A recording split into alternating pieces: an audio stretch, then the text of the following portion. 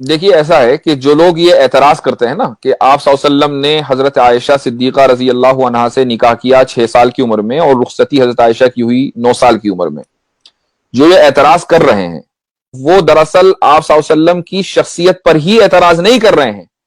कान खोल कर सुन लें, वो राम जी के ऊपर भी एतराज कर रहे हैं और लक्ष्मण जी के ऊपर भी एतराज कर रहे हैं।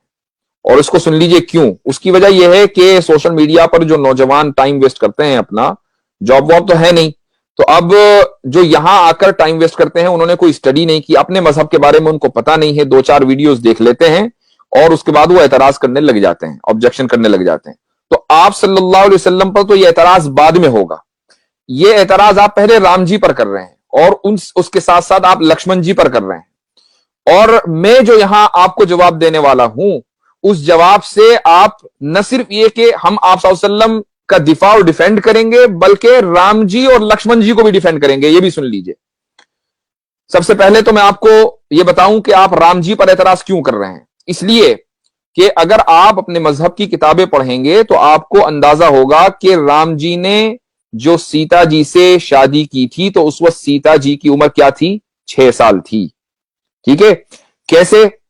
सीता जी को जब अगवा किया रावण ने, तो रावण से सीता जी ने कहा कि इस वक्त मैं 18 साल की हूं और 12 साल हो गए मुझे अपने हस्बैंड के साथ रहते हुए।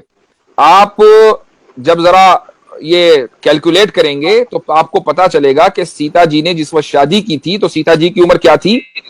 6 साल राम जी से। ठीक है। अच्छा, अब आइए लक्ष्मण जी के पास। लक्ष्मण जी की बीवी का नाम क्या था? उर्मिला। और उर्मिला कौन है? उर्मिला सीता जी की छोटी बहन है। आप किसी भी अपनी हिस्ट्री की किताब में पढ़ लीजिए कि उर्मिला और सीता जी में कई साल का फर्क था। जिस दिन राम जी की शादी हुई है उसी दिन लक्ष्मण जी की शादी हुई है उर्मिला से। ठीक है। अब अंदाजा लगा लीजिए किस उम्र में हुई है। तो ये जो एतराज आप सल्लल्लाहु अलैहि वसल्लम के ऊपर होता है, ये पहले एतराज राम जी के ऊपर होता है, पहला एतराज लक्ष्मण जी के ऊपर होता है। अब मैं आपको बताता हूं कि हम कैसे डिफेंड करेंगे इन तीनों को।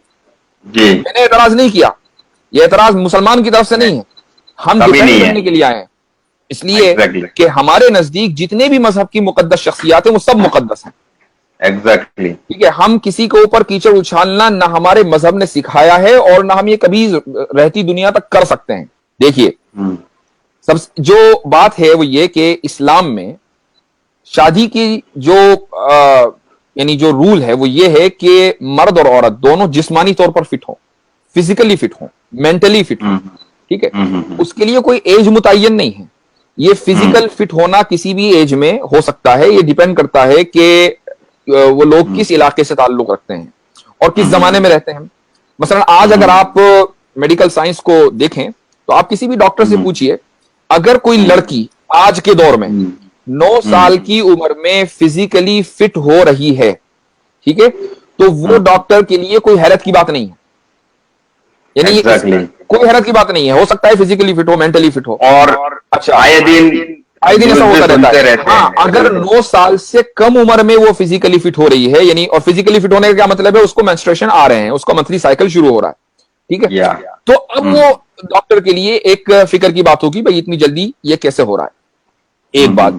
आप अब आइए साइंस में, जो मुमालिक और जो इलाके इक्वेटर से करीब हैं वहां पर जो लड़कियां हैं वो जल्दी फिजिकली फिट होती हैं, उनको जल्दी मेंस्ट्रुएशन आता है। ठीक है। सऊदी अरबिया का जो इलाका है वो इक्वेटर के ऊपर है बिल्कुल। तो वहां पर जो लड़कियां हैं वो जल्दी फिजिकली फिट हो जाती हैं, मेंटली फिट भी हो सकती हैं। ठीक है। अब इस्लाम में जो आपका जो वोटिंग एज है वो मैटर नहीं करती कि आप वोट डालने के लिए किस उम्र में आप एलिजिबल होंगे। ठीक है। इंडिया में वोट डालने के लिए आप एलिजिबल हैं 18 साल की उम्र में लड़की। ठीक है। 18 साल से कम उम्र में आप शादी करेंगे तो क्या होगा? इलीगल है कि लीगल है? मुझे बताइए। इलीगल है। इलीगल है। ठीक है। अब आ जाइए आप अमेरिका में। अमेरिका में जो है शादी करने की जो उम्र है वो क्या है? 16 साल। अच्छा। ठीक है। अमेरिका में जो सूबे हैं 50 तकरीबन, उनमें एक सूबा है टेक्सास। टेक्सास में आप चले जाइए, वहां पर शादी करने की जो मिनिमम एज है 14 साल। ओहो।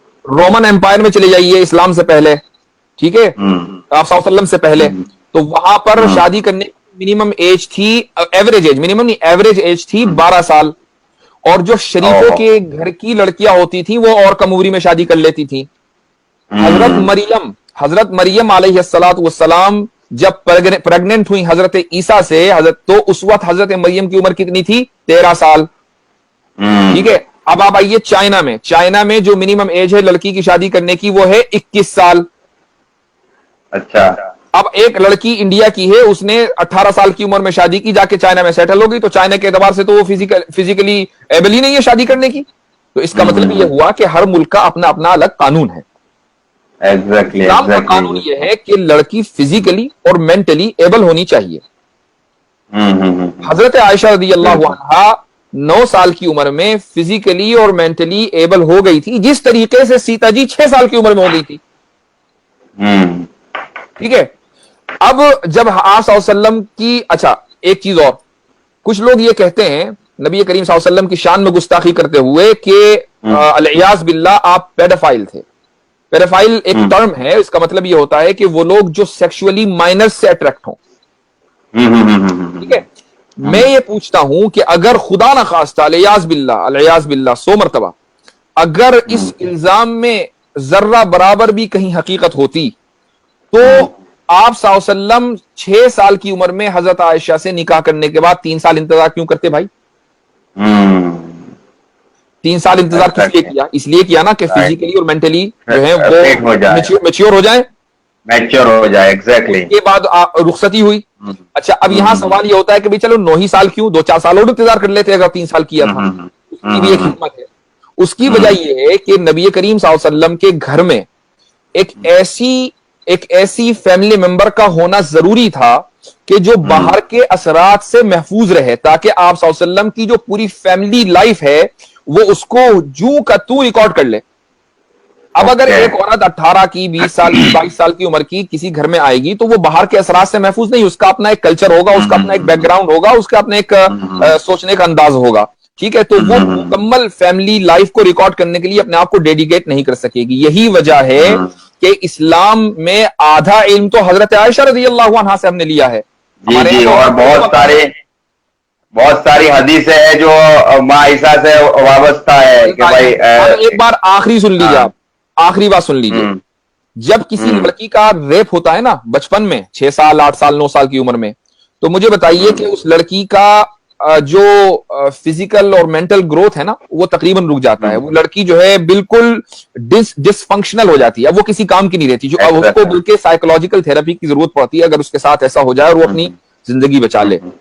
यहां हजरत आयशा रज़ी अल्लाहु अन्हा के साथ उल्टा हो रहा है। हजरत आयशा रज़ी अल्लाहु अन्हा के साथ शादी होती है, 9 साल की उम्र में रुखसती होती है, तो अगर खुदा ना खास्ता ये रेप होता तो हजरत आयशा तो डिसफंक्शनल हो जाती। वो डिसफंक्शनल क्या, वो तो पूरी उम्मत का जो आधा इल्म है वो सिक्योर कर रही है, महफूज कर रही है और पूरे सहाबा को पढ़ा रही है।